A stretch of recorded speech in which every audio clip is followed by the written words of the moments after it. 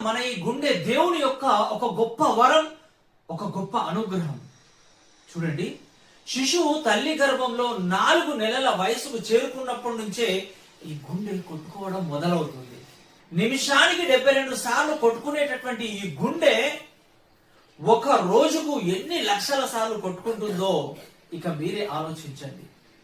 మన ఈ గుండె ఒక రోజుకు సుమారుగా 7,000 లీటర్ల రక్తాన్ని పంపించేస్తుంది. ఒక వాటర్ పంప్ పనిచేయాలంటే దానికి కరెంట్ కనెక్షన్ అయినా ఇవ్వాలి, లేదా బ్యాటరీ సప్లై అయినా ఉండాలి. మన గుండెకి ఇలా ఏమైనా ఉందండి? ఏమీ లేకపోయినా గుండె నిరంతరం కొట్టుకుంటూనే ఉంటుంది. ఇది ఎప్పుడు అలసిపోదు, హీట్ అవ్వదు. చూడండి, ఒకవేళ కొట్టుకునేటటువంటి ఈ గుండె ఆగిపోయింది అనుకోండి, పనిచేయడం మానేసింది అనుకోండి, ఆగిపోయినటువంటి గుండెను తిరిగి కొట్టుకునేలా చేసేవాడు ఈ ప్రపంచంలో, ఈ భూమి మీద ఎవడైనా ఉన్నాడా? మాతృ గర్భంలో మనుషుల యొక్క గుండెల్ని తయారు చేస్తున్న వాడే అసలు దైవం, నిజ దైవం.